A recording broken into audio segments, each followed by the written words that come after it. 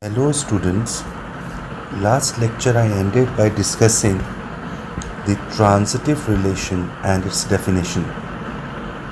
So if I recapitulate in the chapter of relations up to 5th lecture, what we have studied is the types of non-trivial relation in the form of reflexive, symmetric and transitive relation, and the types of trivial relation in the form of empty and universal relation.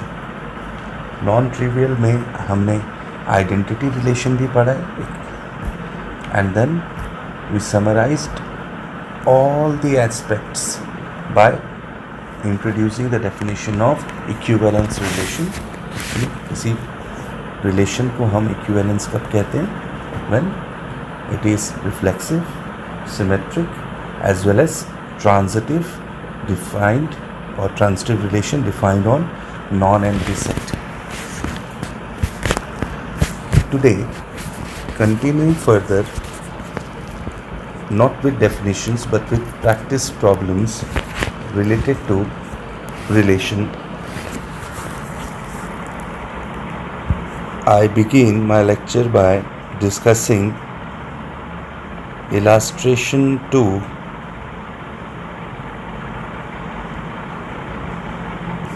given on page 1.4 of your R.D. Sharma.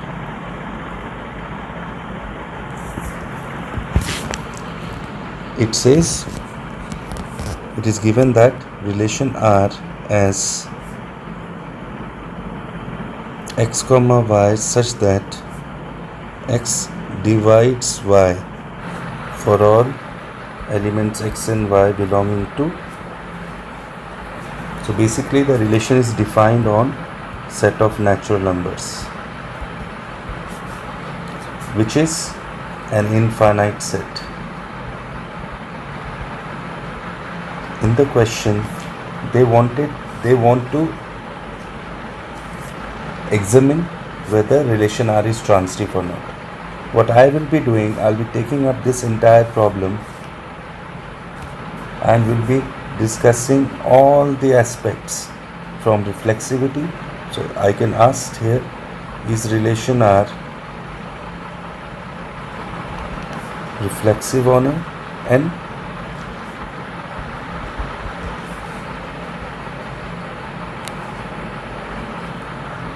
To check reflexivity, what we need to do? So first of all, we need to analyze relation R is defined on a non-empty and infinite set of natural numbers, and that's why in which form is the relation given? So it is given in set builder form. So I can assume, or I can say that this is an infinite relation.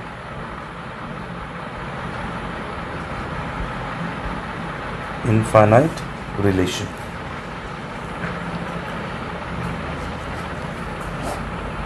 So logically we need to present our answer also. Now, how we need to present the answer, that's very important. We have to check each of the three features: reflexive, symmetric and transitive for this particular question. And since the entire relation is presented in set builder form, what can we do? If it is reflexive, then we need to present our solution also in set builder form. अगर reflexivity अगर है reflexive, तो reflexivity की condition जो set builder form में आपने पढ़ी थी डेफिनेशन में, हम आंसर में उसको उसी फॉर्म में उसी डेफिनेशन से कोरिलेट करके लॉजिकली मैथमेटिकल लॉजिक के साथ उसको वैलिड स्टेट करते हुए, वैलिड प्रूफ करते हुए हम अपनी प्रेजेंट करेंगे. ठीक है, तो लेट्स चेक रिफ्लेक्सिव के है कि नहीं. तो रिफ्लेक्सिव के लिए मैं क्या लूँगा? Again will be considering set of natural numbers से. So let will be considering any element x such that x comma x belongs to R. Is it true? How can we say it is true? Because यहाँ कैसे ordered pairs आ रहे हैं?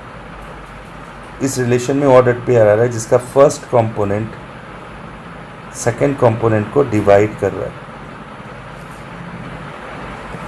तो x divides itself, कि कोई भी natural number divides itself. Yes, तो reason हो जाएगा since every natural number divides itself.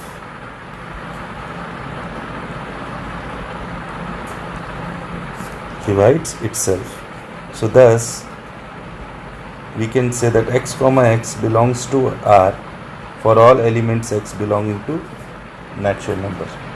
So मतलब इसमें 1 comma 1 भी आएगा, 2 comma 2 भी आएगा, 3 comma 3 भी आएगा, 4 comma 4 भी आएगा, up to ये चल x comma x form for any natural number x.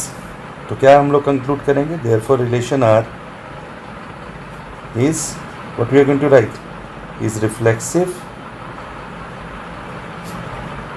on n. Are you getting?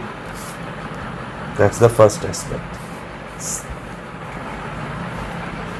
तो देख सकते हैं यहाँ relation R, let me repeat it once again. Relation R एक इनफाइनाइट सेट पर डिफाइन था और इसीलिए जो रिलेशन की प्रेजेंटेशन थी, डेफिनेशन रिलेशन जिस फॉर्म में प्रेजेंट किया गया था वो सेट बिल्डर फॉर्म में प्रेजेंट किया गया.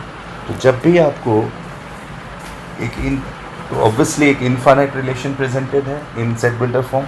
I can say that infinite relation हो, सेट बिल्डर फॉर्म में हो और आपको रिफ्लेक्सिविटी, सिमेट्रिसिटी या ट्रांसिटिविटी में से सारे फीचर्स या कोई एक फीचर पूछा जाए तो आप अपनी प्रेजेंटेशन, आंसर की प्रेजेंटेशन को भी सेट बिल्डर फॉर्म की कंडीशन में ही रिप्रेजेंट करेंगे, लॉजिकली शो करेंगे कि हमारा बात रिफ्लेक्सिव की कंडीशन या सिमेट्रिक कंडीशन या ट्रांसिटिव कंडीशन वेरीफाई हो रही है. Are you getting?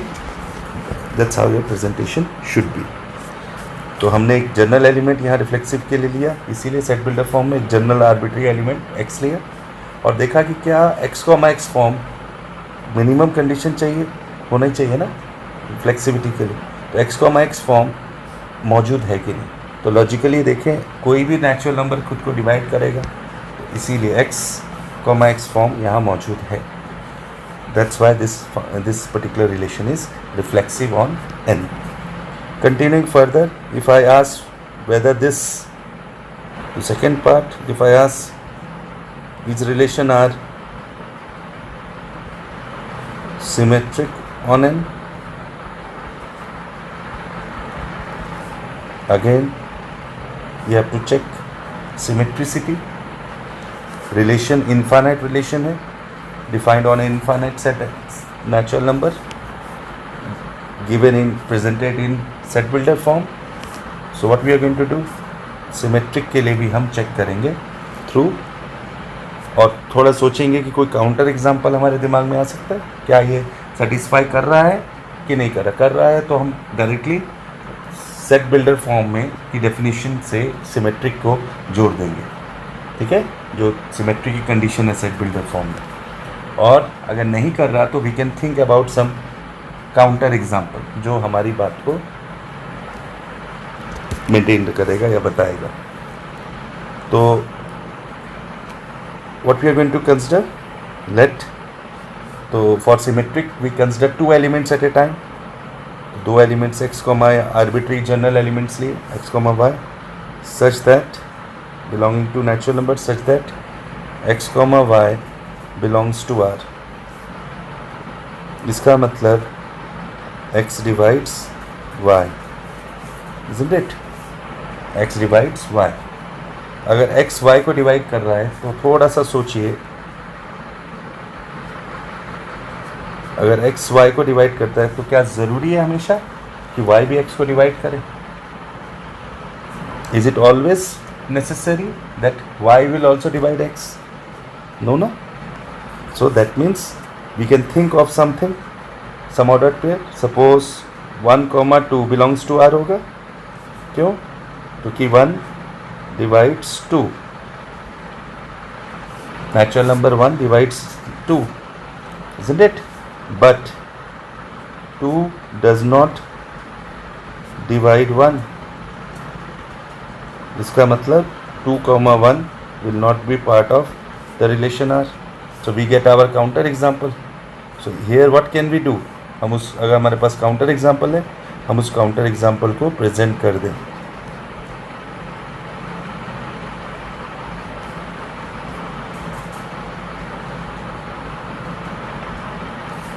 कि 1, 2 बिलोंग्स टू, और आप और भी ले सकते हैं 1, 3, 1 divides 3 ऑल्सो, 1 divides 4 ऑल्सो, या 2, 4, 2 divides 4, but 4 does not divides 2. Similarly 1, 3, 1 divides 1, 1 divides 3, but 3 does not divide 1, isn't it? So यहाँ से आ जा रहा है but 2, 1 does not belongs to R. Yes, so therefore y, x, what can I say, is not always part of relation R for all elements x and y belonging to N.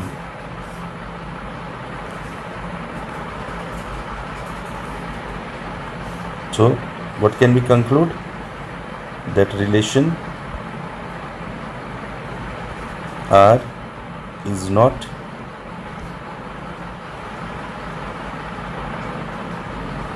symmetric on N. Yes.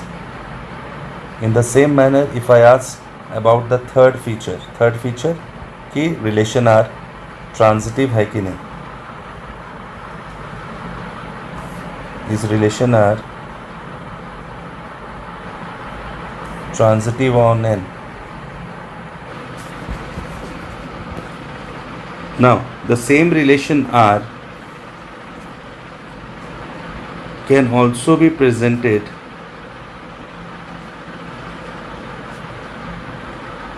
in an equivalent form. एक और question मैं बना सकता हूँ इसी statement को मैं ऐसे लिखूँ कि relation R such that x, y such that अगर x डिवाइड्स y इसका मतलब y is a multiple of x. So illustration 2 को आप अलग तरीके से एक और लैंग्वेज में क्वेश्चन को लिख सकते हैं. अपनी आर.डी. शर्मा में आप पेंसिल से लिख सकते हैं इसको, that relation x, y such that y is a multiple of x for all elements x and y belonging to natural number. अब आपसे अगर पूछा जाए कि क्या रिलेशन आर ट्रांजिटिव है on n, so how we are going to present our solution? So for transitivity again what we are going to do? तो हम लोग नेचुरल नंबर से we are going to consider 3 general elements at a time. So let, तो मेरी presentation कैसे होगी? Such that x, y belongs to R and y, z belongs to R. x, y belongs to R का मतलब x divides y and y, z belongs to R का मतलब y divides z. That means further we can improve this as y is a multiple of x.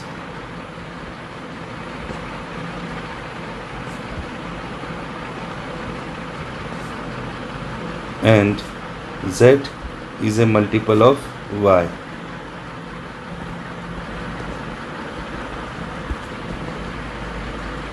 If y is a multiple of x, then what can we write? Y is a multiple of x, then we can write y as mx, isn't it? M times multiple of x. And if z is a multiple of y, then z can be written as n times y. And we can substitute y from this equation 1 over here. So from 1, what do we have?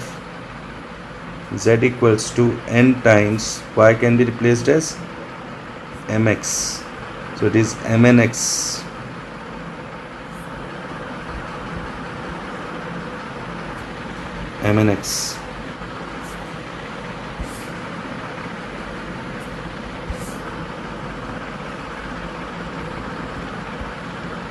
which is, I can say, px.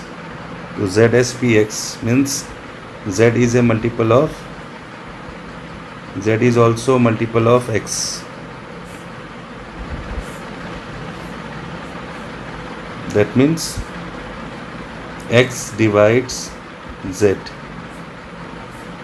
means x comma z belongs to relation for all elements x y z belonging to natural number. तो आप देख सकते हैं x comma y belongs to r, के लिए y comma z belongs to r, we are able to conclude that x comma z also belongs to r. So what can we say? Relation r is transitive on set of natural numbers n. Yes.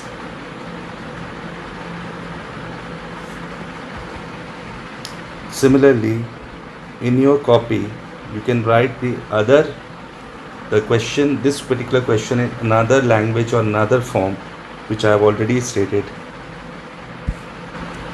and take it as a practice problem. So you can take this as practice problem. In your fair copy you're going to note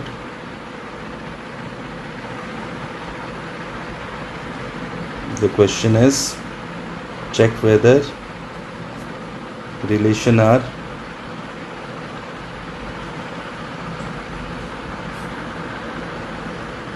y is a multiple of x for all x comma y elements belonging to is reflexive, symmetric and transitive on n.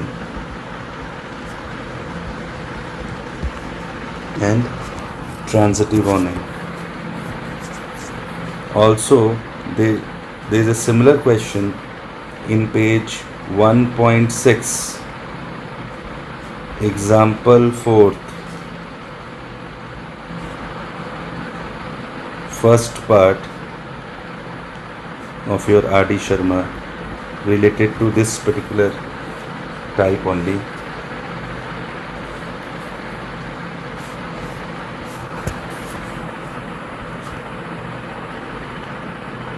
Continuing further with illustration third. आज का पूरा lecture में practice और discussion पे ही, क्योंकि जितने definitions थे और उनकी डिस्कशंस थी मैंने अभी कंप्लीट कर दी है. So now I am only focusing on practice. जितना प्रैक्टिस आप कर सकेंगे, जितने वैरायटी ऑफ क्वेश्चंस इसमें टॉपिक में कर लेंगे, उतना आपका बेनिफिट होगा. So let us take up another illustration third, which says relation R given as ordered pair x comma y such that x less than y for all elements x and y belonging to natural numbers. Relation R is defined on an infinite set n and given as it contains ordered pairs जिसमें कि first component is less than the second component. Now R is defined on infinite set. What type of, ये कैसा relation होगा, infinite कि finite? कई बार बच्चे ये सोच रहे होंगे सर ने पिछले वाले में कैसे बता दिया कि इनफाइनाइट रिलेशन है. तो बेटा यहाँ से आप मेकआउट कर सकते हैं कि ये जो दो एलिमेंट्स एक्स एंड वाई, इन पर कोई रेस्ट्रिक्शन नहीं है. X and y are elements of natural number. अगर इन पे कोई रेस्ट्रिक्शन होती, मतलब अगर मैं साथ में कहता कि x less than 4, y less than 3, तब कहीं ना कहीं एक्स क्या वैल्यू लेता, 1 2 3 3 वैल्यूज़ लेता और वाई लेता 1 and 2, और इनका कार्टेशियन प्रोडक्ट आपको जनरेट कर देता. तब ये एक फाइनाइट ऑर्डर्ड पेयर, और उन ऑर्डर्ड पेयर्स में आपको ये देखना होता कि x लेस देन y वाले कितने होते, ठीक है। तो यहाँ इस केस में अगर मैं इसको ए पार्ट लेके चल रहा हूँ, जहाँ मैंने कोई रिस्ट्रिक्शन नहीं दी अपने कंपोनेंट्स x एंड y या एलिमेंट्स x एंड y पर, तो समझ जाइए ये किस तरह का रिलेशन है। जब x and y natural number से वैल्यू ले रहे हैं तो इसमें ऑब्वियसली जो ऑर्डर्ड पेयर्स आएंगे it will be N infinite relation until unless there is restriction on x and y. So since there is no restriction, so it's an infinite relation.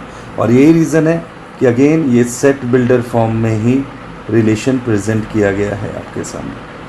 अगर finite ordered pairs होते तो हो सकता है आपके पास roster form में given होता, ठीक है। सेट बिल्डर फॉर्म में देने की वजह यही है। अब इसमें भी मैं वही चेक करूँ। पहला let us check whether the relation R is reflexive over n or not। तो लेस देन है, तो लेस देन के लिए अगर हम reflexivity obviously set builder form infinite set में जा रहे हैं तो हम क्या लेंगे, एक एलिमेंट लेंगे, एक जनरल एलिमेंट लेंगे from set of natural numbers और देखेंगे कि x, x minimum condition satisfy हो रही है कि नहीं हो रही। तो क्या x, x फॉर्म यहाँ आएगा लेस देन इनइक्वालिटी में? कि अगर x, x belongs to r होगा, ये कब होगा? जब x लेस देन इटसेल्फ। कोई नेचुरल नंबर खुद से छोटा हो सकता है? This is not true, isn't it? Since no natural number is less than itself.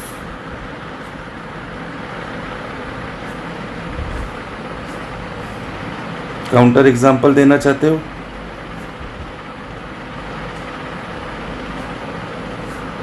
तो दे सकते हो। 1, 1 does not belongs to R. Why? Natural number 1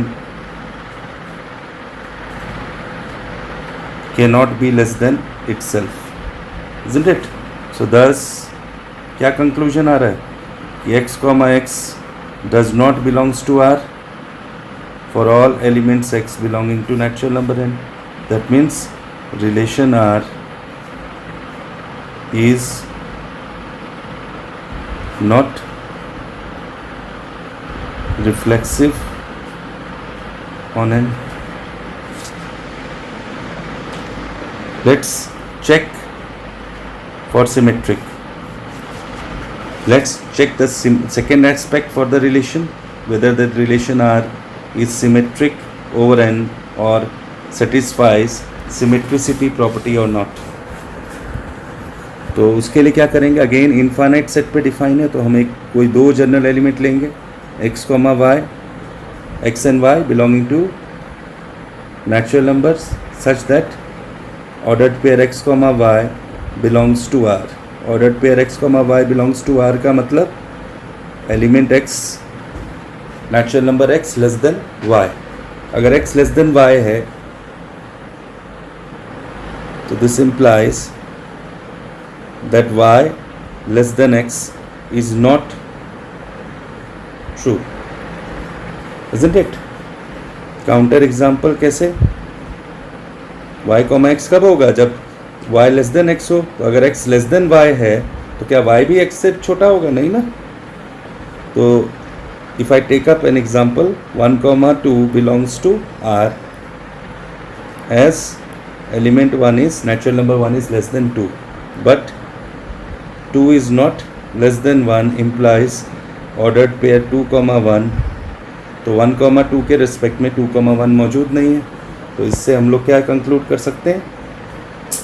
इसी बात को यहाँ आपने आगे एक्सटेंड कर देना है, that ordered pair y, x does not belongs to R for all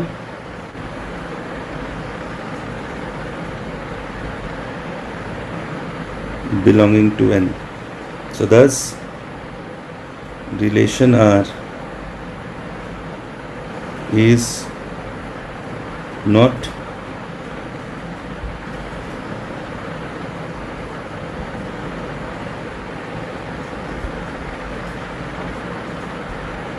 symmetric on n.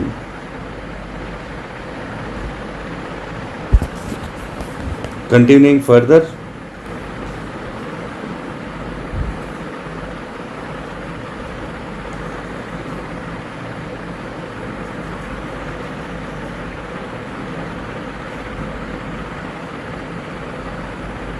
if I ask you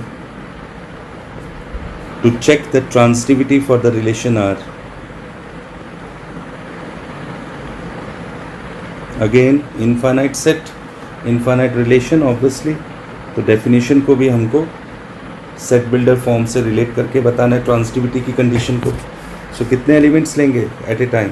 3 elements, general elements 3, general elements x, y and z belonging to set of natural numbers such that ordered pair x comma y belongs to R and y comma z belongs to R.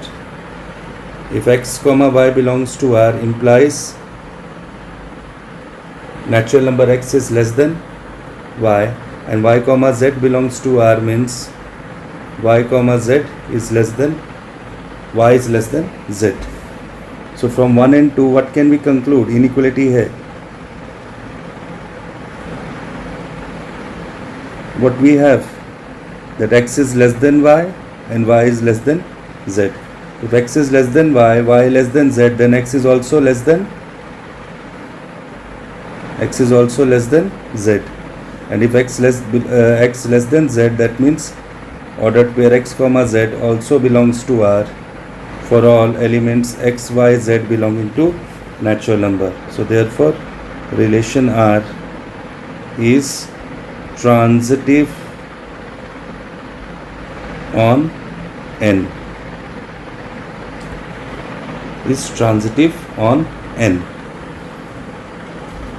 Summarizing,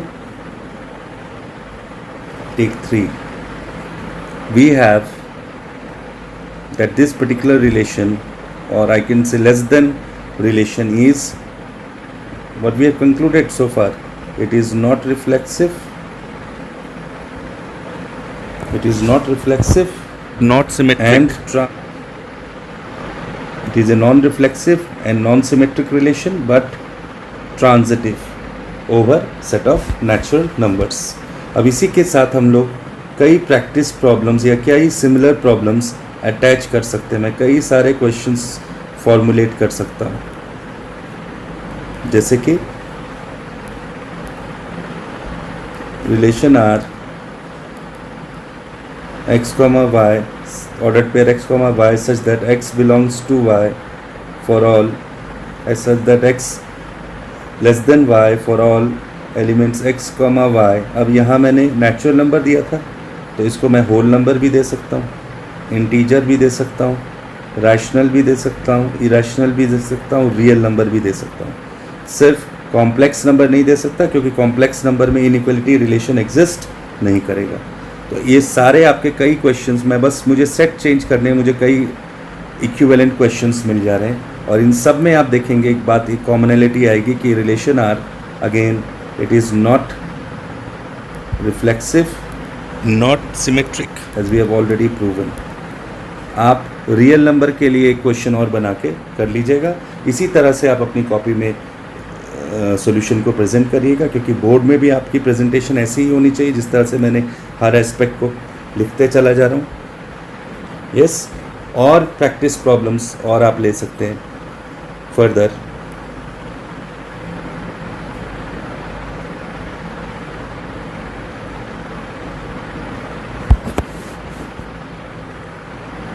Let me give you relation R as ordered pair x, y such that x is not less than y को हम less than can also be written as not greater than equals to. So for again, और उसके साथ मैं कई infinite sets attach कर सकता हूँ, whole number, natural number, integer, rational, irrational, real. तो आपके एक और ये एस्पेक्ट बन गया, इज़न्ट इट. और देखिए प्रैक्टिस प्रॉब्लम में ये सब आप करेंगे क्वेश्चंस अपनी कॉपी में. x greater than y for all elements x, y belonging to, for all elements x comma y belonging to whole number, natural number, integer, rational, irrational, real. Similarly, x comma y such that x is up, we know greater than also represents not less than equals to, isn't it? Greater than, not less than equals to is also representing greater than. तो ऐसे भी आपको present किया जा सकता है answer question को. सारे इक्विवेलेंट क्वेश्चंस हैं, इसीलिए मैंने आपको कंपाइल करके एज प्रैक्टिस प्रॉब्लम्स दे रहा हूँ ताकि कभी भी आपके और आ जाइए. हमने किया x, अब मैं स्लैक, अभी तक प्योर इनइक्वालिटीज़ ले रहे थे, अब स्लैक इनइक्वालिटी भी ले लेता हूँ. तो x less than equals to y for all x y belonging to natural number. Let me take up. तो इस क्वेश्चन को मैं लेता हूँ, इसका एक aspect, ordered pair x comma y such that x less than equals to y for all elements x and y belonging to natural number. और अब हम इस क्वेश्चन को लेकर, ये मैं क्लास में अभी डिस्कस कर रहा हूँ, बाकी ये सारे, और इसमें आपका whole number, integer, rational, irrational, real, ये सब आपके क्वेश्चंस हैं as practice problem, as your homework. Fair copy में करना है. Now let's go for this. Greater than, less than, equals to. Reflexivity के लिए चेक कर लीजिए. तो पहले तो किस तरह का रिलेशन है, इनफाइनाइट सेट पर है और x और y एलिमेंट्स पे कोई रिस्ट्रिक्शन नहीं है, नेचुरल नंबर्स के सारे एलिमेंट्स ले रहे हैं ये, तो obviously it's an infinite relation. समझ आ गए. अब हमको अगर इस रिलेशन की रिफ्लेक्सिविटी चेक करनी है कि रिफ्लेक्सिव है कि नहीं, तो क्या करेंगे, एक एलिमेंट लेंगे x, एक जनरल एलिमेंट लेंगे. क्या x comma x minimum condition reflexive के लिए मिनिमम कंडीशन होती है ना, सेटिस्फाई होगा. x less than equals to x true होता है, ये इनइक्वालिटी चेक कर लीजिए. यस, तो this is true for all x belonging to natural number. इसका मतलब x comma x belongs to R for all elements x belonging natural number. So thus relation R is reflexive on n. ये हो गया. Continuing further, अगर मुझे symmetricity या symmetric property check करनी है तो क्या सिमेट्रिक है, सोच लीजिए 5 मिनट.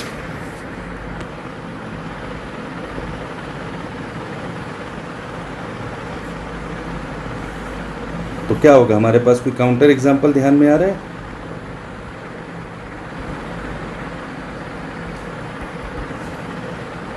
क्या 1, 2 belongs to relation R implies 1 less than equals to 2, but 2 less than equals to 1 is not true. In fact, this is, so that means 2, 1 does not belongs to relation R. That means relation R is not symmetric on n. अगर एक भी ऐसा counter example मिल जाता है जिसके लिए जो satisfy ना करे, तो हमारा रिलेशन उस प्रॉपर्टी, उस कैरेक्टरिस्टिक फीचर को रिप्रेजेंट नहीं करेगा. अब इसी क्वेश्चन के लिए let us check for transitive also.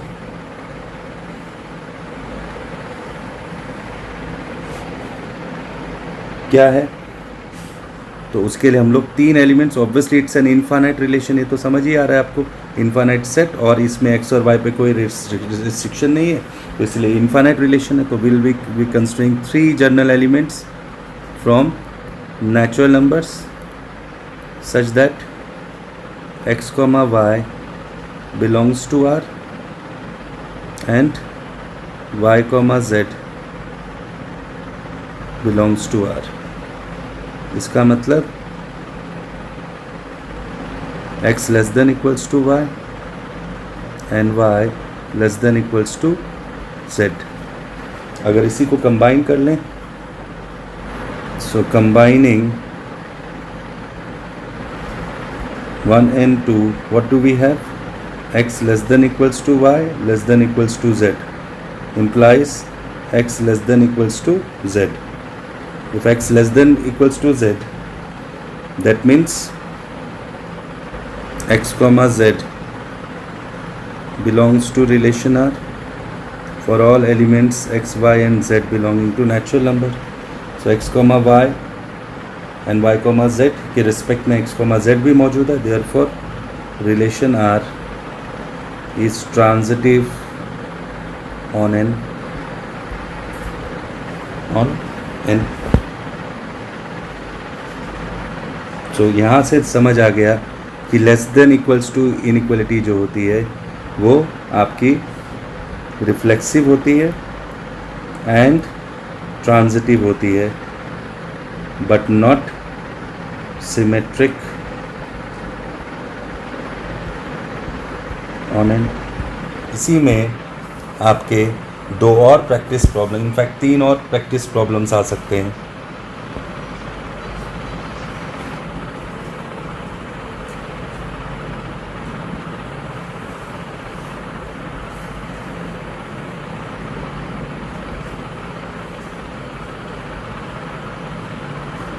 Ordered pair x comma y such that x is not greater than y for all elements x and y belonging to whole number, natural number, integer, rational, irrational, real. Similarly, ordered pair x comma y such that x greater than equals to y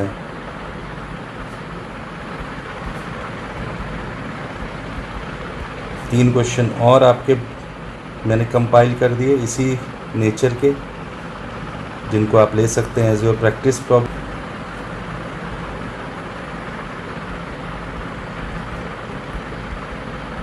ये सब आप करेंगे अपनी copy में, ये copy में।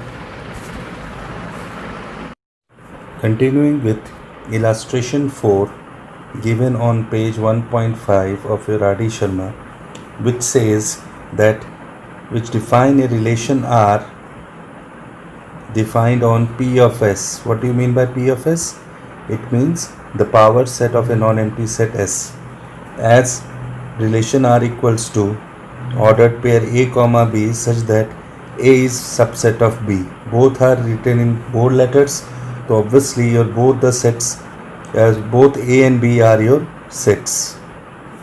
और इस रिलेशन में वही ऑर्डर्ड पेयर आ रहे हैं जिसमें कि पहला ऑर्डर्ड पेयर, पहला कंपोनेंट ए या पहला सेट ए दूसरे का सबसेट है। सबसेट का मतलब set A is part of set B. If you remember, अब इस रिलेशन के लिए तीनों एस्पेक्ट फिर से चेक करते हैं, उसकी तीनों प्रॉपर्टीज़। रिफ्लेक्सिविटी कंडीशन सेटिस्फाई करेगा, सिमेट्रिसिटी एंड ट्रांजिटिविटी है कि नहीं। तो we have already discuss this in the form of a solved example, जहाँ if you remember we have proven that subset, the relation represented by subset relation R is reflexive but not symmetric over the power set of the set S. This we have already discussed in the previous, I think lecture 5 में हमने discussion की थी पूरी। Link करना है with transitive, transitivity check करनी है। तो ट्रांजिटिविटी के लिए क्या करेंगे, पावर सेट ऑफ एस से कितने एलिमेंट्स लेंगे, तो कितने एलिमेंट्स, हर एलिमेंट यहाँ एक सेट है, इजंट इट। तो will be taking 3 sets in the form of A, B and C belonging to the power set of S such that ordered pair A comma B belongs to relation R. If ordered pair A comma B belongs to relation R and B comma C belongs to relation R, It implies A is subset of B, B is subset of set C. What does it mean? अगर मैं pictorial diagram में समझाऊं, set A is part of set B and set B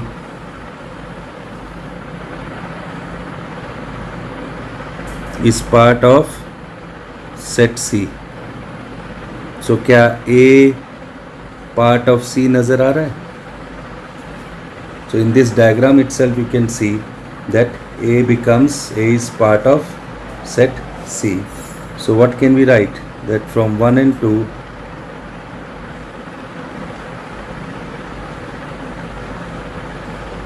set A is also subset of set C, which implies ordered pair A comma C belongs to relation R for all sets A, B, C belonging to the power set of S. The power set of S. So what can we say? That the relation R is transitive on the power set of S. Are you getting? So ये relation R जो है क्या नज़र आ रहा है? Reflexive है, symmetric नहीं है, and relation R is reflexive but not symmetric and transitive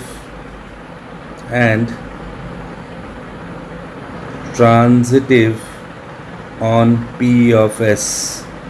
तो यहाँ हम लोग क्या कंक्लूड कर सकते हैं कि जो सबसेट होता है, सबसेट रिफ्लेक्सिविटी प्रॉपर्टी को सेटिस्फाई करता है, जबकि सिमेट्रिसिटी या सिमेट्रिक नहीं होता बट ट्रांजिटिव होता है. तो subset is reflexive and transitive but not symmetric on any power set of a non empty set S. Are you getting? ये आपका यहाँ से कंक्लूजन है. Continuing for, let us take up illustration 5.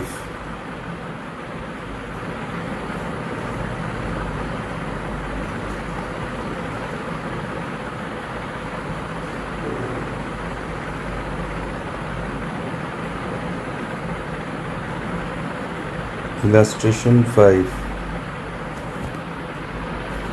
which says relation R be defined on the set of all straight lines in a plane. Let that set be L. Line in a plane L. That set is represented by L, as defined as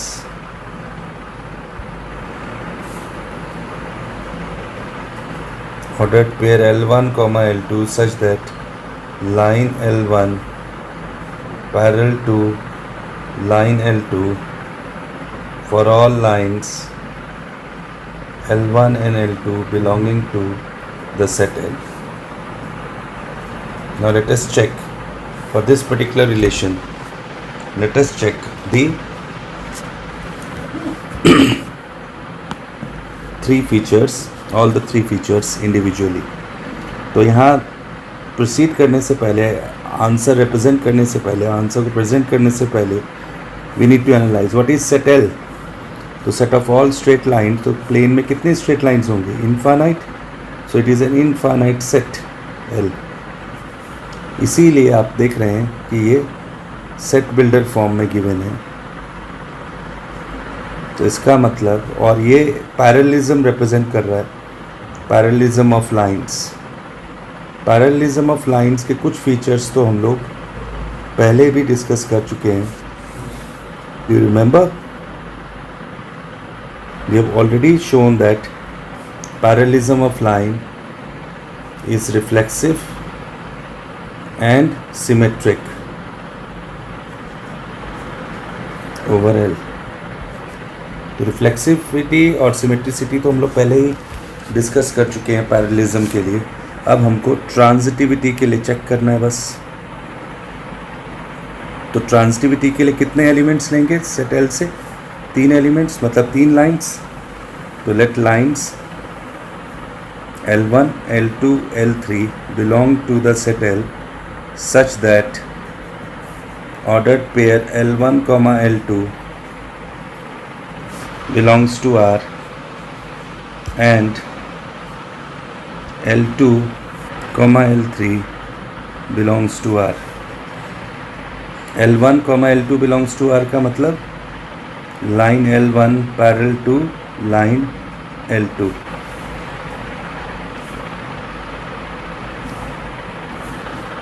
And line L2 parallel to line L3. अगर इसको भी मैं थोड़ा सा graphical point of view से दिखाऊं, आपको समझाऊं, तो कह रहा है L1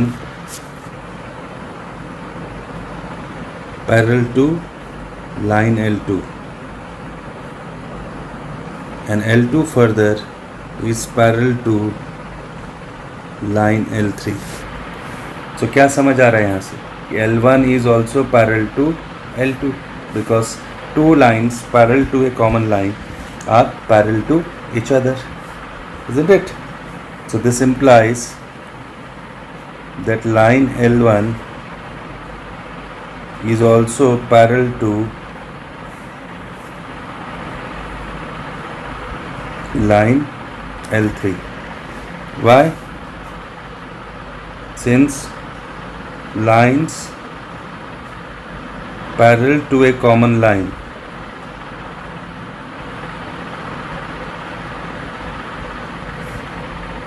are parallel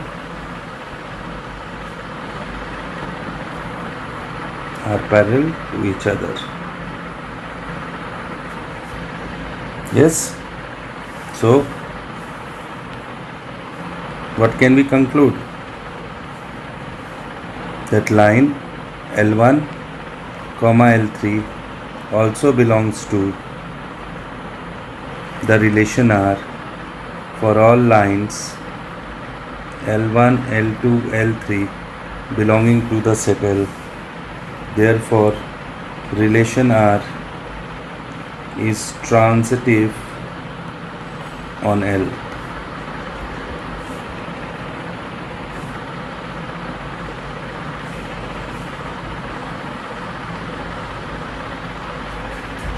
तो यहीं से एक और बात समझ आ रही है कि जो पैरेललिज्म ऑफ लाइंस हैं,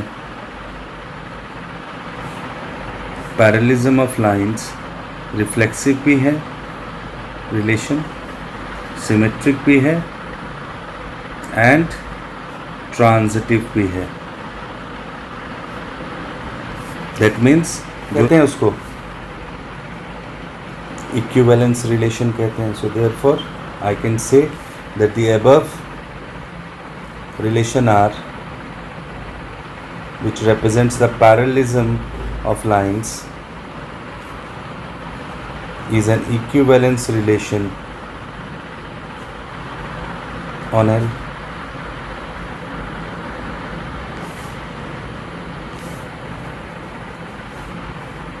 After discussing about parallelism of line, let's discuss the perpendicularity of lines in the form of a question given on page 1.6, example 4th, second part in your R.D. Sharma.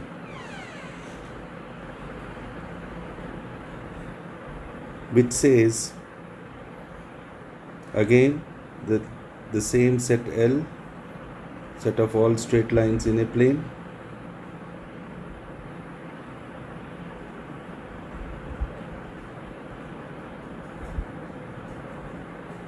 and let R be a relation defined on L as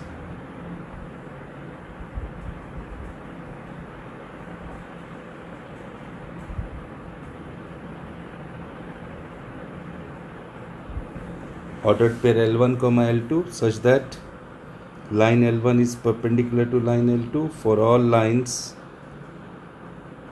L1 and L2 belonging to the set L.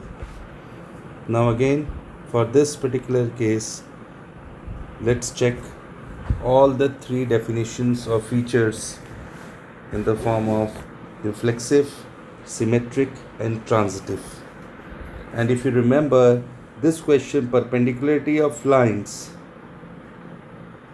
also we have discussed in our previous classes, where we have found, if you remember, that the relation R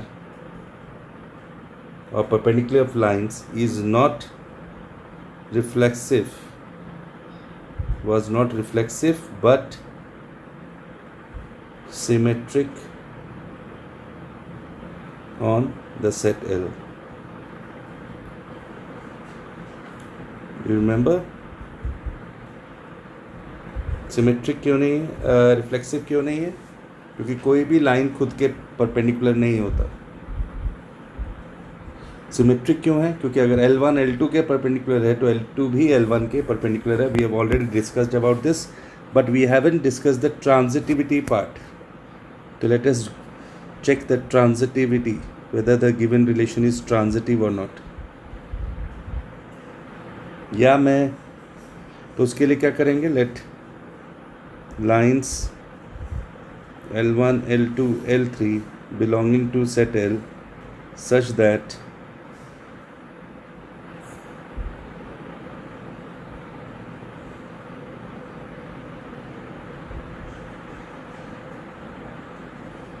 this implies line L1 perpendicular to line L2 and line L2 perpendicular to line L3. Line L1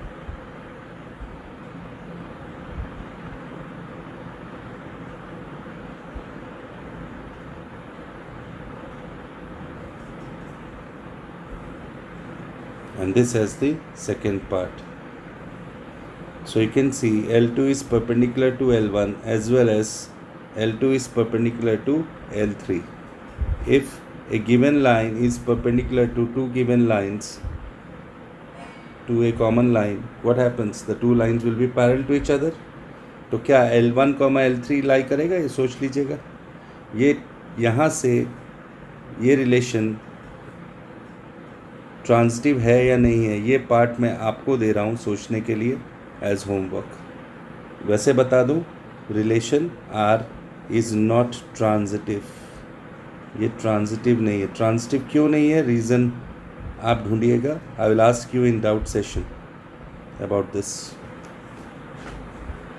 या मुझे आप या तो online class में मैं पूछूंगा या मुझे व्हाट्सएप करके अपना रिप्लाई या आंसर भेज सकते हैं कि क्या क्या रीज़न है. मैंने बोल दिया, आपको हिंट दे दिया.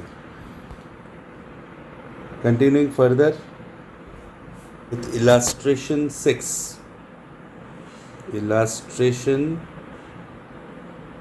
6.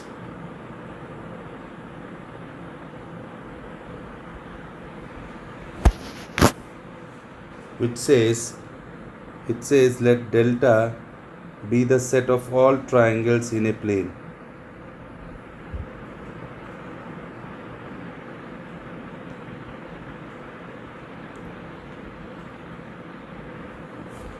And let R be a relation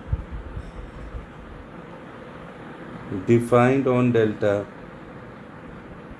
as relation R equals to ordered pair delta 1 comma delta 2 such that delta 1 is congruent to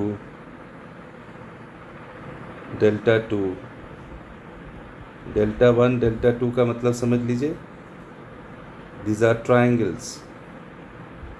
For all triangles delta 1 delta 2 belonging to delta. अब मैं आपसे पूछूं कि क्या ये relation are reflexive है। अब मुझे आंसर रिप्रेजेंट कर, तीनों फीचर्स हम लोग को यहाँ रिप्रेजेंट करने, रिफ्लेक्सिविटी, सिमेट्रिसिटी एंड ट्रांसिटिविटी के बारे में। तो सबसे पहले ये देखना पड़ेगा ये जो डेल्टा है ये किस तरह का सेट है।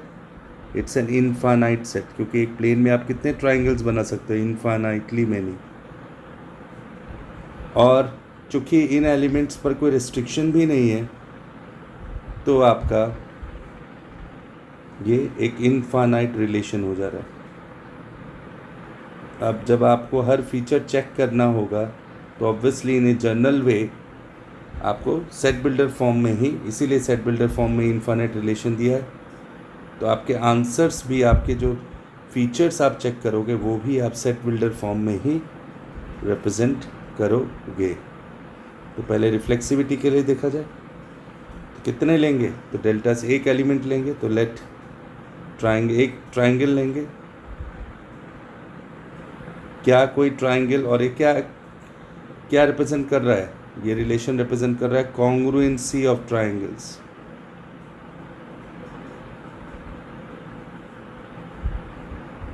कॉन्ग्रुएंसी ऑफ ट्राइंगल्स रिप्रेजेंट कर रहा है।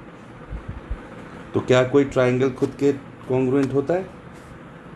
यस। तो triangle delta one is congruent to, every triangle is congruent to itself, since every triangle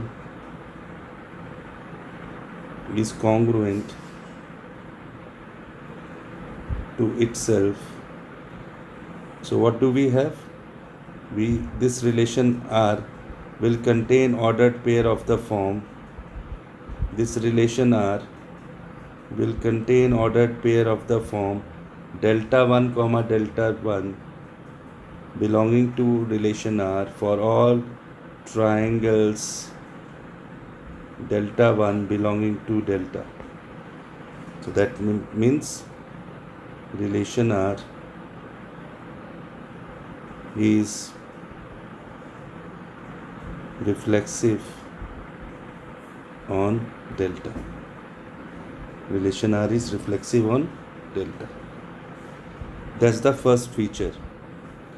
For the same question, let us check the symmetricity, whether the given relation R is symmetric or not.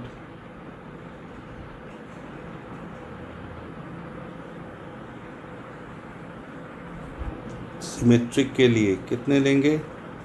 दो triangles, दो elements लेंगे। तो triangles delta 1 and delta 2 belonging to the set delta such that ordered pair delta 1 comma delta 2 belongs to R implies triangle delta 1 is congruent to triangle delta 2. अगर triangle delta 1 delta 2 के congruent है तो delta 2 भी तो delta 1 के congruent होगा। तो इसका मतलब delta 2 comma delta 1 भी relation में होगा for all triangles delta 1 and delta 2 belonging to delta. So what can we conclude? So we can conclude that the relation R is symmetric on delta. Yes. Now let us check that for the third feature. So क्या क्या हो गया है? Relation R reflexive हो गया, congruency of triangle is reflexive and symmetric. अभी तक हमने ये देख लिया। अब आ जाते हैं ट्रांजिटिव के लिए। ट्रांजिटिविटी प्रॉपर्टी, ये ट्रांजिटिविटी है कि नहीं, तो उसके लिए कितने ट्राइंगल्स, कितने एलिमेंट्स कंसिडर करेंगे? डेल्टा से 3। तो 3 एलिमेंट्स मतलब 3 ट्राइंगल्स। तो let triangles delta 1 delta 2 delta 3 belongs to delta such that ordered pair delta 1 comma delta 2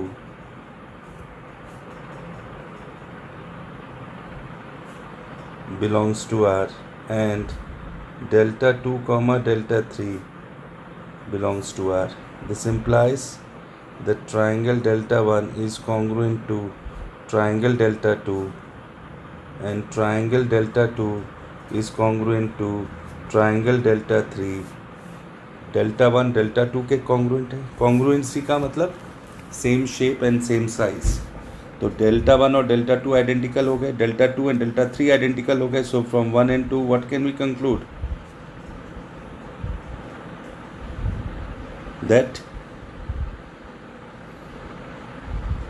we can conclude that triangle delta 1 is congruent to triangle delta 3. That means ordered pair delta 1 comma delta 3 belongs to R for all triangles 2 delta 3 belonging to delta. Yes, so that means relation R is transitive on delta. तो ये relation are आपका क्या हुआ? ये relation are transitive भी है. जब कोई रिलेशन रिफ्लेक्सिव भी हो, सिमेट्रिक भी हो, ट्रांजिटिव भी हो, तो उस रिलेशन को हम लोग क्या कहते हैं? Equivalence relation. So I can say that the congruency of triangles that the congruency of triangles represents an equivalence relation. Congruency of triangles is an equivalence relation defined on set of all triangles delta lying in a plane. Yes, let me give you a practice problem over this. तो हमने congruency of triangles discuss किया. तो मैं आपको इसी एक homework दे रहा हूँ as practice problem. Same delta be the set of all triangles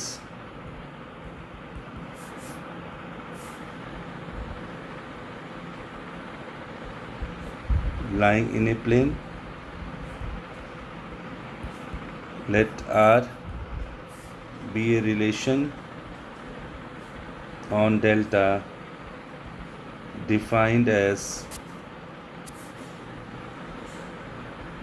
delta 1 comma delta 2 such that triangle delta 1 is similar to triangle delta 2 for all triangles delta 1 and delta 2 belonging to delta. That means congruency कर लिया. अब मैंने similarity of triangles के लिए आपको ये आपको check करने के लिए दिया as homework. Whether R is an equivalence relation on delta or not. Similarity of triangles भी वैसे equivalence relation होता है. आपको बताना है कि नहीं, आपको represent करना है अपने solution को. Yes. Moving on to page 1.5 of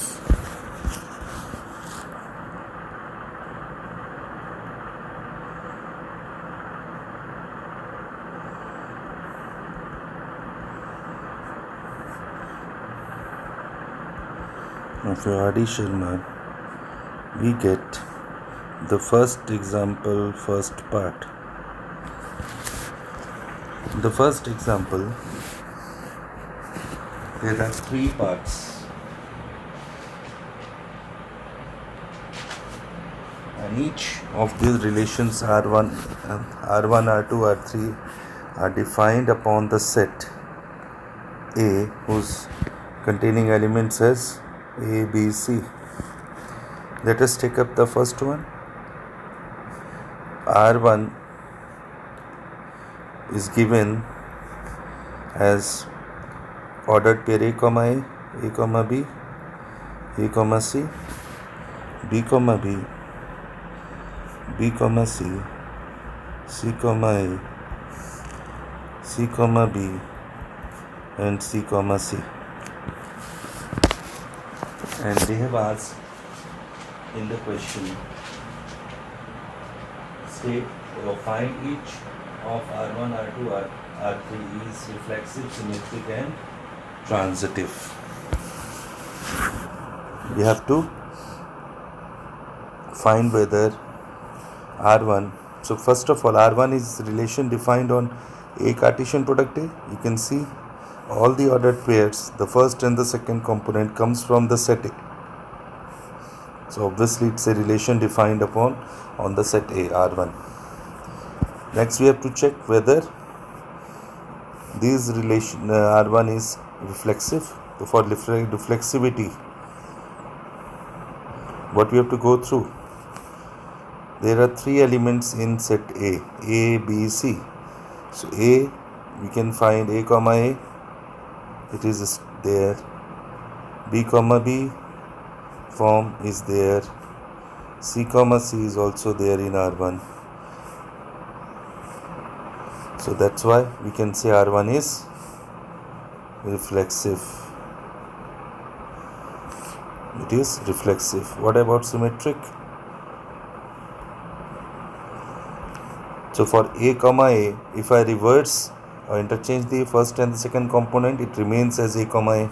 So it is part of the B comma B also and C comma C also. Apart from that, A comma B, we need B comma A.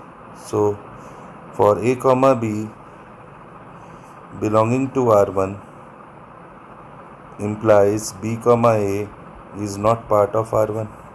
In the same manner, whereas for A comma C, we can see we have C comma A belonging to R1. So A comma C is satisfying. For C comma B, we have B comma C. Only the counter example that we have is of this. So due to this particular ordered pair, R1 is not symmetric on A.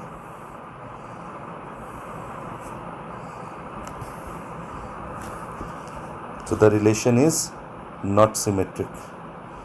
What about transitive?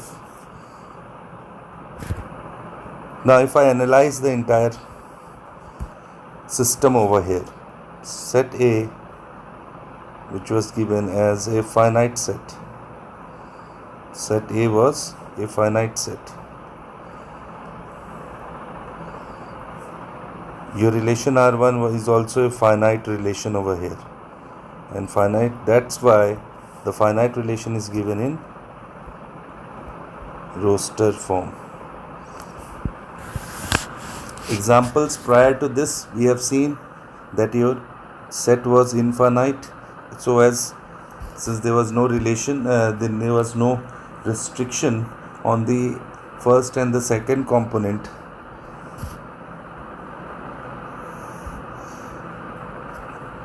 Set A was infinite and R1 relation most of the time was given in set builder form, isn't it? Set builder form में दिया रहता था. क्यों? क्योंकि first और second component पर कोई restriction नहीं था. यहाँ से फर्स्ट और सेकंड यहाँ देख रहे हैं एक रोस्टर फॉर्म में दिया हुआ है क्योंकि ये फाइनाइट रिलेशन था, इनफाइनाइट रिलेशन नहीं है. तो फाइनाइट रिलेशन में हम हर ऑर्डर पेयर्स को चेक करेंगे. Come for transitive, let's check for transitive also.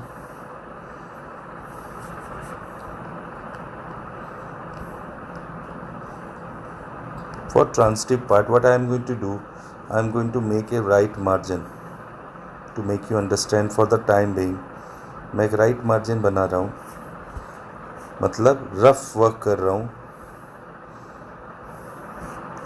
और उसमें मैं ऐसे लिख रहा हूँ x, y ordered pair, y, z ordered pair and x, z ordered pair. और चूँकि रोस्टर फॉर्म में दिया हुआ है तो मैं हर ऑर्डर पेयर की एनालिसिस इसी फॉर्म में देखूंगा कि क्या मुझे x, y के रिस्पेक्ट में y, z मौजूद है और x, z मौजूद है कि नहीं. तो let us start with the first order pair which is a comma a. अगर ये मेरा एक्स कॉमा वाई है तो इसके साथ कौन अटैच होना चाहिए, मेरा वाई ए है। अब मुझे वो सारे ऑर्डर पेयर्स देख लेने हैं जो जिसका फर्स्ट कंपोनेंट ए है। फर्स्ट कंपोनेंट ए वाले कौन से हैं, a comma B, A comma सी, और कोई नहीं, ये दो हैं।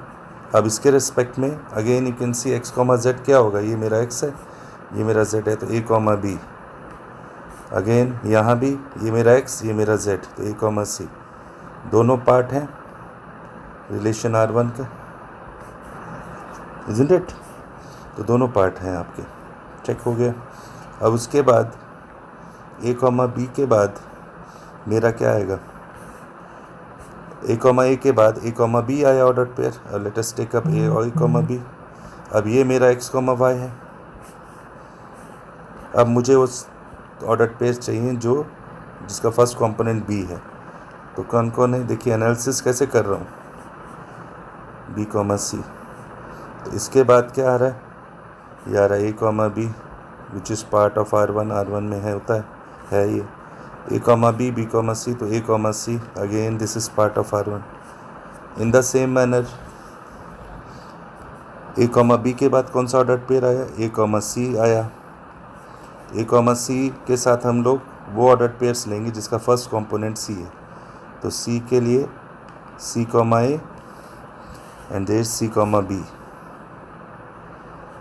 तो सी कॉमा ए के लिए A comma A which is part of R1, then a comma b which is also part of R1, continuing in the same manner। इसी चीज़ को मैं अगर कंटिन्यू करूं, क्योंकि मुझे एनालाइज करना है तो हर ऑर्डर पेयर के लिए मुझे बारी बारी से जाना पड़ेगा। तो वैसे ही b कॉमा बी को उठाएं, x कॉमा वाई। अब मुझे वो सारे ऑर्डर पेयर चाहिए जिनका फर्स्ट कंपोनेंट b है। तो b कॉमा सी एक ही ऑर्डर पेयर मिल रहा है which is b comma C, it is part of. Similarly उसके बाद आ रहा है b कॉमा बी, फिर बी कॉमा सी। तो बी कॉमा सी के साथ हमको देखना है कि वो सारे ऑर्डर पे जिसका फर्स्ट कंपोनेंट सी है। तो सी फर्स्ट कंपोनेंट वाले हैं c comma A and C comma b, isn't it? तो इसके साथ क्या आ रहा है, b comma a, you can, और यहाँ b comma b. B comma b is part of R1 but b comma a is not part of. तो मुझे मिल गया मेरा काउंटर एग्जाम्पल। अब ये जो मैंने इस तरह से राइट मार्जिन क्यों किया, क्योंकि ये आप रफ वर्क कर रहे हैं। हमने रफ में ये पता कर लिया कि कौन सा ऑर्डर पेयर है। विथ प्रैक्टिस आने वाले दिनों में इस तरह से प्रैक्टिस कर लेनी है कि हम बस यहीं बिना ये राइट मार्जिन पर ड्रॉ किए हम यहीं से देख लें। जैसे कि ए कॉमा बी ए, तो मुझे वो ऑर्डर पेयर्स चाहिए जिनका फर्स्ट कंपोनेंट ए होगा, इज़न्ट इट? तो ए कॉमा बी है, ए कॉमा सी है। अब उसके साथ ए कॉमा बी, ए कॉमा सी। वैसे ही ए कॉमा बी, फिर बी वाले चाहिए तो ये दोनों मिलेंगे। तो a comma B then A comma सी, दोनों हैं पार्ट ए कॉमा सी। इस तरह से मुझे सिर्फ बिना लिखे एनालाइज कर लेना है, यहाँ फाइंड कर लेना है, मेंटली ये काम करना है। जो मैंने यहाँ लिख के कर रहा हूँ इतना, इसको आपको मेंटली करना है। और ये मेंटली कब पॉसिबल है, ये जब आपको प्रैक्टिस आएगी तभी। बिना प्रैक्टिस के ये पॉसिबल नहीं। ऑब्जर्वेशन आपकी तगड़ी होनी चाहिए। तो यहाँ हम लोग ने नज़र आया, हमारे पास काउंटर एग्जांपल आ गया क्या, कि for ordered pair B comma C belonging to R1 and C comma A belonging to R1 implies b comma a is not part of relation R1, therefore R1 is not transitive on A। ये हो गया आपका। सो क्या नज़र आ रहा है, relation R1 not transitive आ रहा है।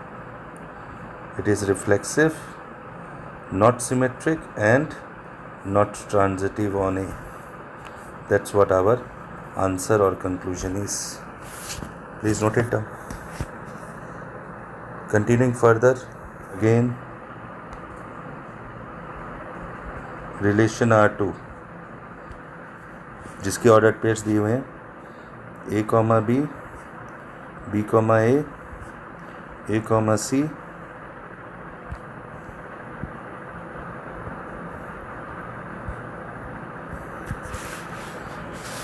अब आ जाइए इसके लिए भी चेक किया जाए reflexive. Again you can see ये एक फाइनाइट रिलेशन है,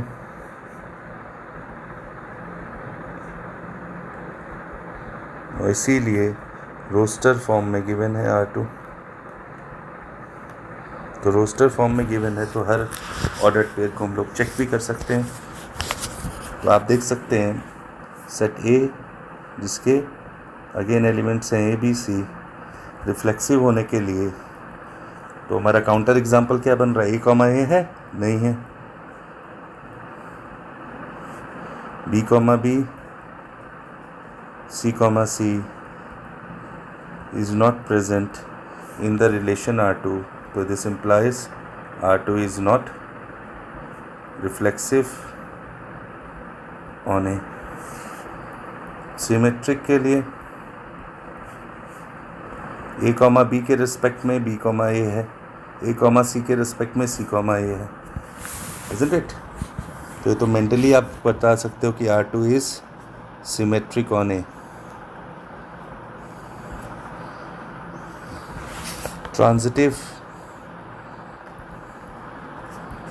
वही राइट मार्जिन ड्रॉ कर लिया और हमने वैसी टेबल बना लिया x, y, z and x, z।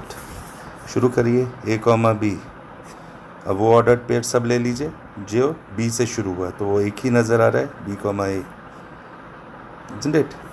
तो ये आ जा रहा है A, which is not part of relation R2। एक भी काउंटर एग्जाम्पल मिल गया, आप वहीं स्टॉप कर जाइए। वैसे आप अगर मैं पूरा एनालाइज करूं तो वो भी देख सकते हैं, B फिर है B, A के साथ वो ऑर्डर्ड पेयर जिसका फर्स्ट कंपोनेंट A हो, तो A, C है, तो B, C भी नहीं है, isn't it? सिमिलरली फिर उसके बाद आ रहा है A, C के साथ वो ऑर्डर्ड पेयर जिसका फर्स्ट कंपोनेंट C हो, तो C, A, again A, then C, A के साथ A, B which is again C, B। तो इतने काउंटर एग्जाम्पल्स मिलते जा रहे हैं हमको, है कि नहीं?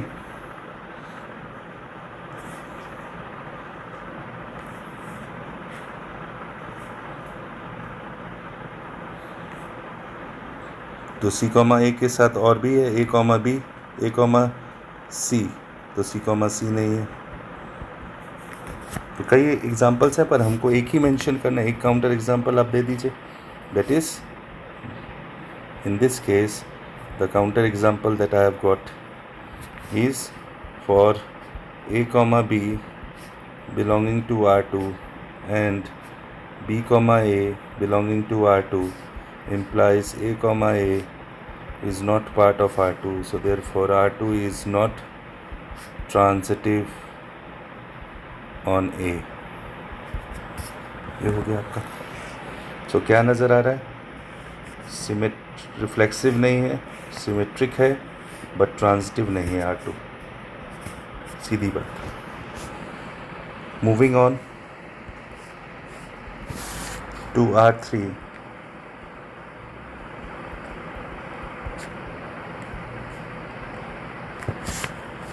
which says A, B, B, C and C, A।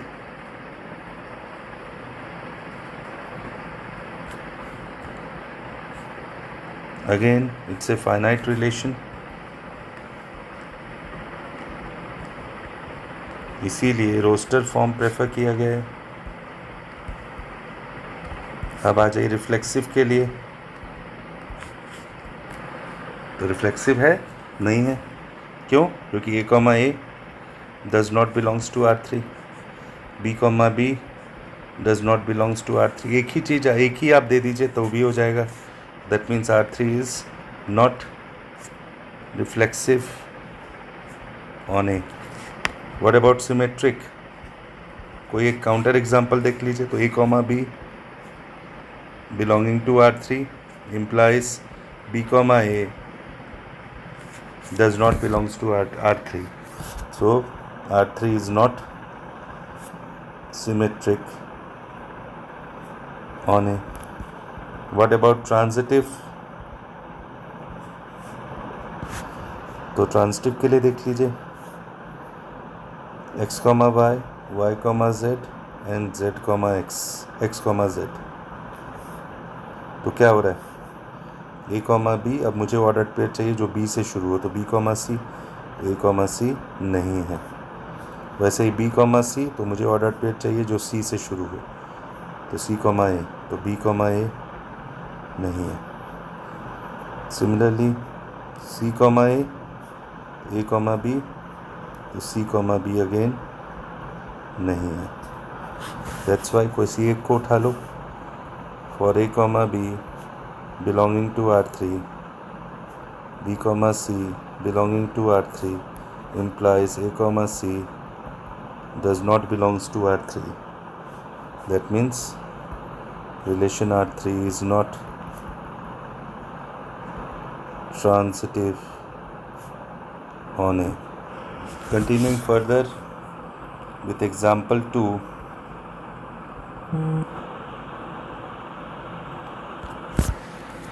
क्या है एग्जाम्पल 2? अगेन सेट ए दिया हुआ है जिसमें एलिमेंट्स हैं 1, 2, 3। आर रिलेशन दिया हुआ है 1, 1, 2, 2, 3, 3, 1, 2 and 2, 3। Again it's a finite relation, that's why R is presented in roster form। और वहाँ हमको हर ऑर्डर पेयर को एनालाइज करना होगा। तो पहले रिफ्लेक्सिव के लिए आइए, एलिमेंट 1 के रिस्पेक्ट में 1, 1 है, 2 के रिस्पेक्ट में 2, 2 है, 3 के रिस्पेक्ट में 3, 3 है। तो क्या लिखेंगे हम? For each element A belonging to the set A, तो कंडीशन सेटिस्फाई हो रही है।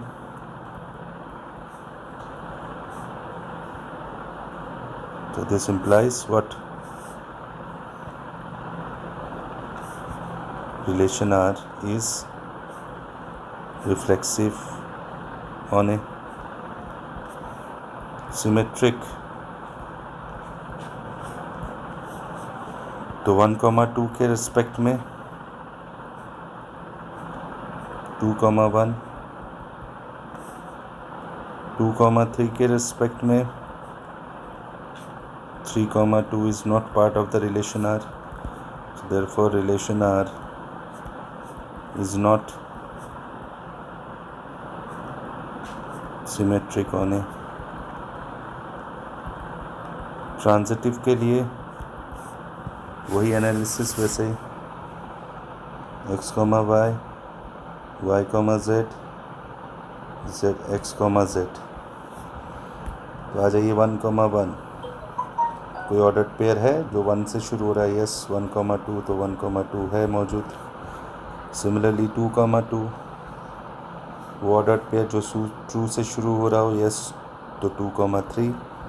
So again 2, 3 which is present,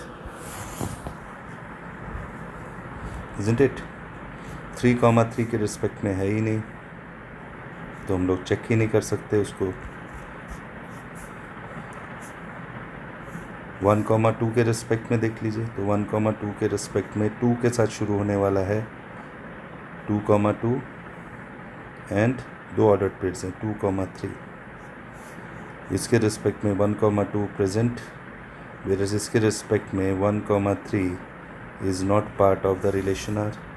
यही मेरा काउंटर एग्जाम्पल बन गया, यस और no?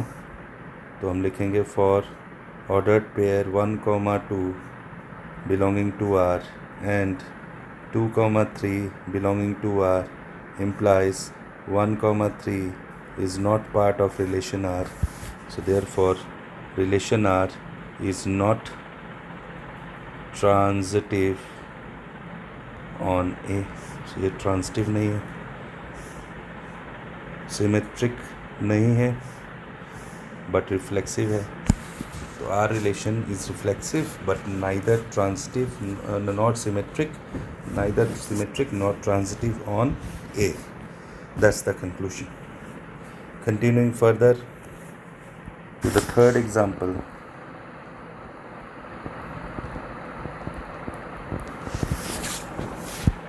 You guys do this third example. It says you mark this as your homework. वही है, सेट ए के एलिमेंट्स 1 2 3 हैं, रिलेशन आर में ऑर्डर पेयर है 1,2 एंड 2,1. अब अगर मेंटली आप चाहें तो इसको एनालाइज कर सकते हैं इजीली. क्या ये रिफ्लेक्सिव है? नहीं है. क्यों? क्योंकि 1,1 2,2 3,3 मौजूद नहीं है. सिमेट्रिक के लिए 1,2 के रिस्पेक्ट में 2,1 है, या 2,1 के रिस्पेक्ट में 1,2 है, तो सिमेट्रिक होगा. ट्रांजिटिव के लिए 1,2 x, y हो गया, तो y, z 2,1 है. 1,1 होना चाहिए. देखिए 3 ऑर्डर पेयर्स तो, पर यहाँ है नहीं 1,1, तो आपके पास काउंटर एग्जाम्पल है. So this is your homework. Come to the fourth one. Both the parts we have discussed as practice problem है.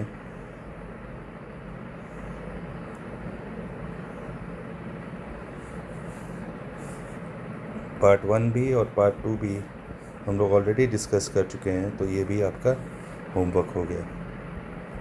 Before I move on to fifth, let's discuss the sixth portion. Solve example sixth.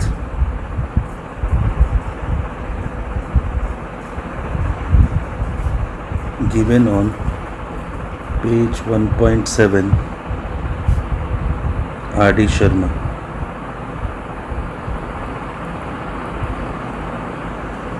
First part, it says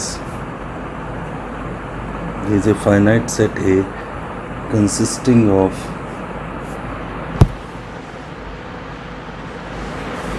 elements 1 2 3 up to 14.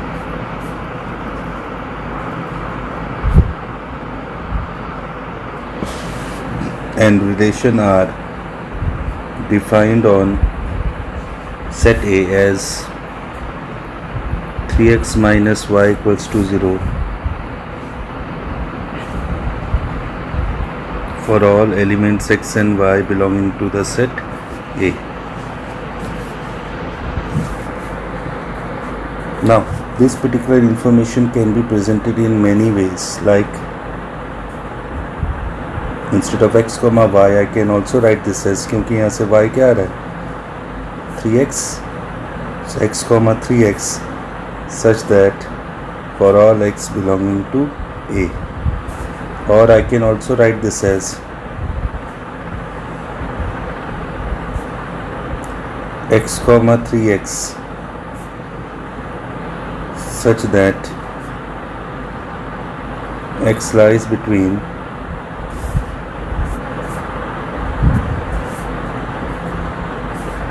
x less than 15 for x belonging to n.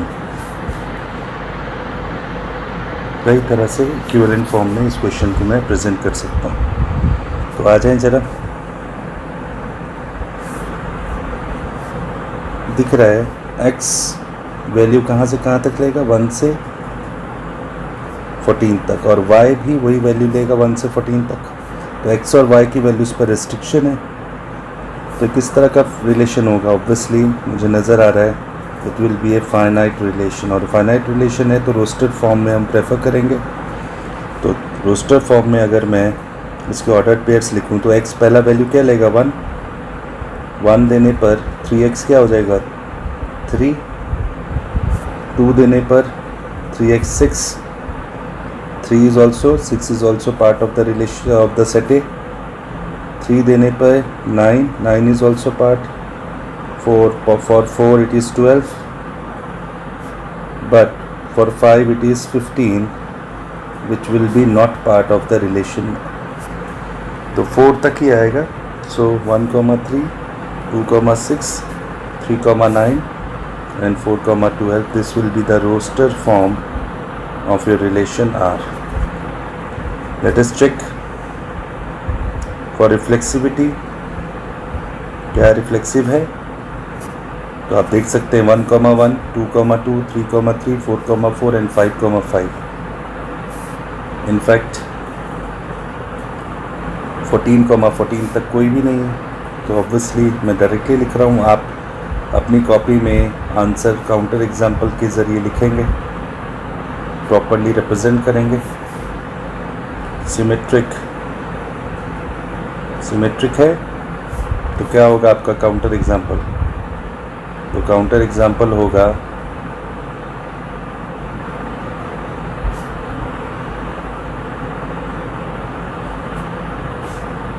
1,3 belongs to R implies 3,1 does not belongs to R. So R is not symmetric on A.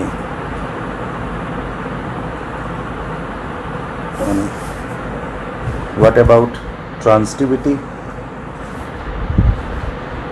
तो ट्रांसिटिविटी के लिए देखिए 1,3, अच्छा 2,6 के respect में कोई ordered pair आपको नहीं मिल रहा है जिसका फर्स्ट कंपोनेंट 6 से शुरू हो रहा हो.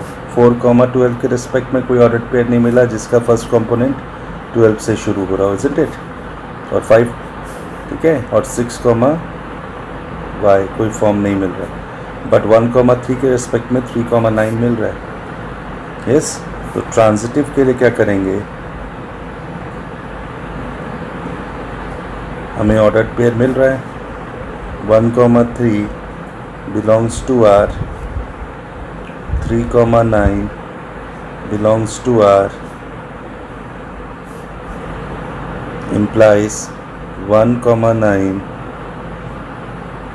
does not belongs to R.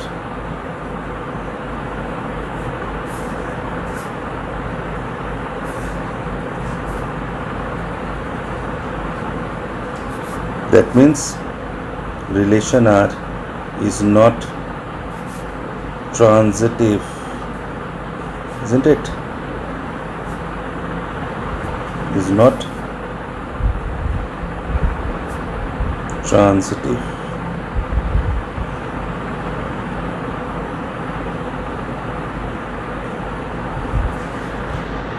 Transitive नहीं है, सिमेट्रिक भी नहीं है और रिफ्लेक्सिव भी नहीं है. ये आ गया आपका, ये फर्स्ट पार्ट था. Example 6, second part. We take up relation R x, y such that y is equals to x plus 5 for x less than 4, and this is defined on n. This relation R is defined on set of natural numbers n. इसका मतलब x and y takes values from set of natural numbers. Again अगर आप देखें, this can also be written is equivalent form as x comma x plus 5 such that x is less than 4 for all x belonging to n. अब since यहाँ x पर restriction आ गई है, obviously n is an infinite set, तो relation एक infinite set पर जरूर define हुआ है. बट सिंस यहाँ कंपोनेंट्स पर रिस्ट्रिक्शन आ गई है फर्स्ट और सेकंड कंपोनेंट पर, तो हम लोग कह सकते हैं it's a finite relation. Finite relation है तो इसको हम लोग, तो x का क्या वैल्यू ले रहा है? Less than 4. तो what values x can take? 1, 2 natural numbers less than 4 are 1, 2 and 3. और उसके रिस्पेक्ट में 1 के रिस्पेक्ट में 1 plus 5 which is 6, 1,6 ordered pair. 2 के रिस्पेक्ट में 2 plus 5 7, 2,7. 3 के रिस्पेक्ट में 3 plus 5 8, 3,8. अब ज़रा एनालाइज किया जाए, क्या ये रिफ्लेक्सिव है? Obviously not reflexive on an. क्या ये सिमेट्रिक है?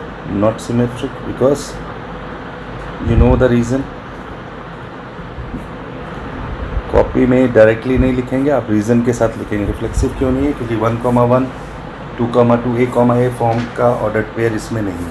सिमेट्रिक क्यों नहीं है? क्योंकि 1,6 के रिस्पेक्ट में 6,1 मिसिंग है, 2,7 के रिस्पेक्ट में 7,2 एंड 3,8 के रिस्पेक्ट में 8,3 is missing. Yes. What about transitivity? तो ट्रांजिटिविटी के लिए क्या करें? ऑर्डर्ड पेयर 1,6 के रिस्पेक्ट में we cannot find ordered pair of the form 6, x, isn't it? And with respect to ordered pair 2,7 we cannot find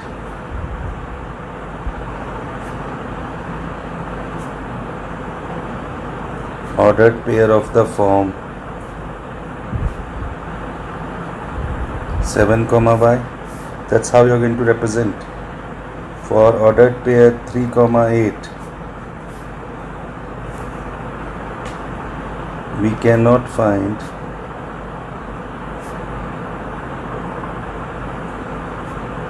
ordered pair of the form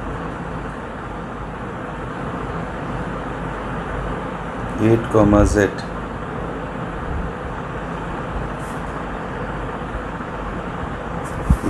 z ordered pair नहीं मिल रहा है, isn't it?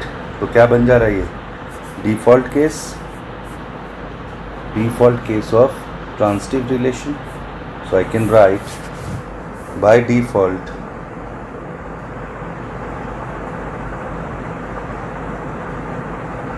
relation R is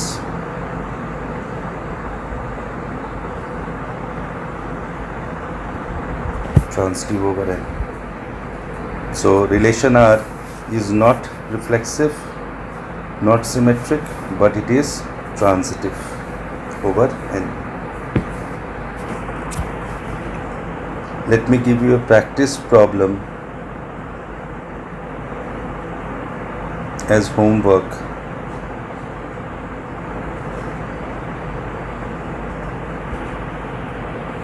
Which says relation R containing ordered pair x, y such that x less than y for x less than 5, y less than 4 and x and y belonging to natural number. आप तीनों features इसके लिए check करिए. That's your homework.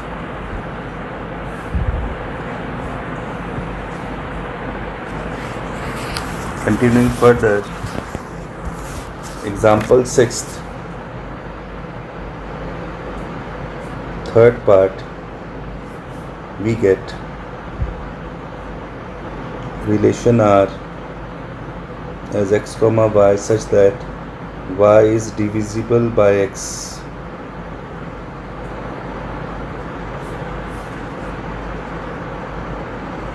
And for all x and y belonging to set A, which is a finite set. एक finite set A पर defined है relation.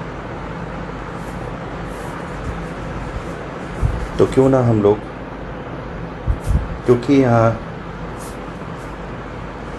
finite elements हैं set A में, तो और हमें कैसा ऑर्डर पेयर चाहिए रिलेशन आर में जिसका सेकेंड कंपोनेंट फर्स्ट कंपोनेंट से डिविजिबल है. तो क्यों ना हम रोस्टर फॉर्म में लिख लें, क्योंकि एक्स और वाई की वैल्यू पे अगेन रिस्ट्रिक्शन है, फाइनाइट होगा. तो let us write all the ordered pairs. Let me see. तो क्या होगा? 1 से डिविजिबल होगा तो 1, 1. 2 भी 1 से डिविजिबल होगा तो 1, 2. एलिमेंट 3 भी 1 से डिविजिबल होगा. तो पहले में डिवाइज़र और दूसरे में जो नंबर है जिसका मल्टीपल, तो first component y must be A multiple of the first component. ये हम लोग देख भी रहे हैं. 1, 4, 1, 5, 1, 6, 2, 2, 2, 4, 2, 6, 3, 3, 3, 6, 4, 4, 5, 5, and 6, 6. You can check it out. अब आपके लिए again this is your homework. क्या आपके रिफ्लेक्सिव है? Let me discuss it verbally. 1, 1 है, 2, 2 है, 3, 3 है, 4, 4 है, 5, 5 है, 6, 6 है. तो x, x belongs to A, the relation R for all x belonging to the set A. तो हो रहा है रिफ्लेक्सिव है. सिमेट्रिक के लिए 1, 2 है बट 2, 1 नहीं है. 1, 3 है बट 3, 1 नहीं है. तो काउंटर एग्जाम्पल मिल रहा है. वैसे ट्रांसिटिव के लिए आपको टेबल वाला जो काम मैंने बताया था, या फिर आप याद करें डिविजिबिलिटी वाला क्वेश्चन, क्योंकि नंबर ऑफ केसेस आपके बहुत बढ़ जाएंगे इसमें ट्रांसिटिविटी में. डिविजिबिलिटी वाला we have already discuss this.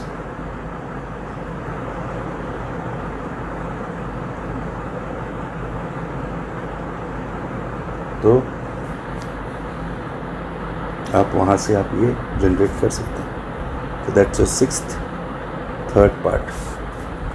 Come moving on to the last part, 6th example, 6th, 4th part we get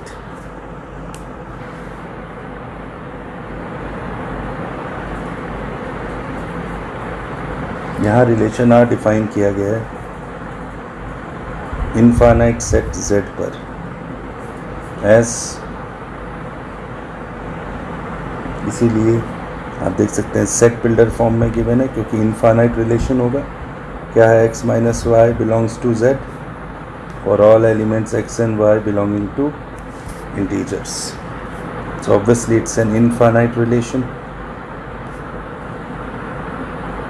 इसीलिए सेट बिल्डर फॉर्म में ही अब हमको तीनों फीचर्स चेक करने हैं. तो हम तीनों फीचर्स की डेफिनेशन को सेट बिल्डर फॉर्म से ही रिलेट करके चेक करेंगे. तो रिफ्लेक्सिव के लिए इंटीजर्स में कितने एलिमेंट्स लेंगे? एक इंटीजर लेंगे, सच दैट आप देख सकते हैं a माइनस ए 0 होता है, विच इज़ इंटीजर. तो क्या हो रहा है? ये a, belongs to R for all elements A belonging to Z. That means relation R is reflexive on Z. Symmetric के लिए दो एलिमेंट्स ले लीजिए, दो arbitrary elements A, B belongs to relation R. इसका मतलब A minus B is an integer. अगर A minus B is an integer, इसका मतलब अगर मैं कोई आर्बिट्री इंटीजर ले लूँ K for some K belonging to Z और दोनों तरफ माइनस से मल्टीप्लाई करूं, तो अगर k इंटीजर है तो माइनस के भी बेटा क्या होगा? इंटीजर ही तो होगा. तो b माइनस ए भी क्या हो रहा है? माइनस के which is an integer. Yes. So this implies what? That b minus A is also an integer. So what can be conclude? We can conclude that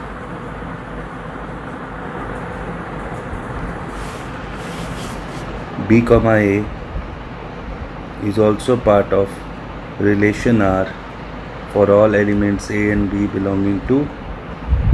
So relation R is symmetric on Z.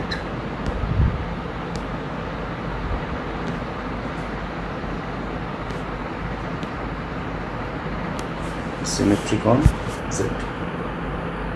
Come to the next one, next feature, which is transitive. कितने elements लेंगे? 3 elements, such that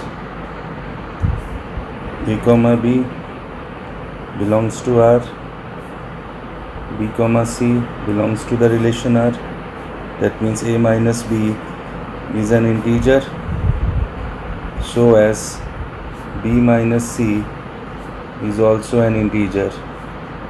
तो क्यों ना हम लोग कोई दो arbitrary integers ले लें.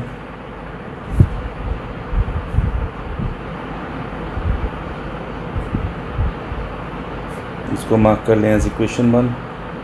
वैसे b माइनस सी को हम ले लेते हैं k2 for some k2 belonging to set. इसको मार्क कर लेते हैं as equation 2. Let us add the two equations. Adding 1 and 2, we get, what do we get? A minus b plus b minus c as k1 plus k2. A minus c क्या हो रहा है? k1 plus k2 दो integers का some integer ही होगा. That means a minus c is also an integer. That means ordered pair A comma C also belongs to the relation R for all elements A, B, C belonging to Z. So what can we say? That relation R is transitive on Z. Relation R is transitive on Z. तो ये relation symmetric भी था, reflexive भी था and transitive भी था. तो मैं कह सकता हूँ this is an equivalence. R is an equivalence relation defined on Z.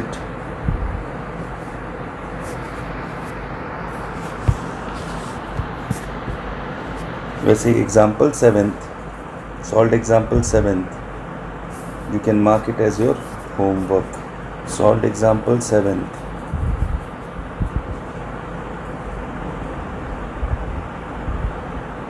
Of your R.D. Sharma is also your homework.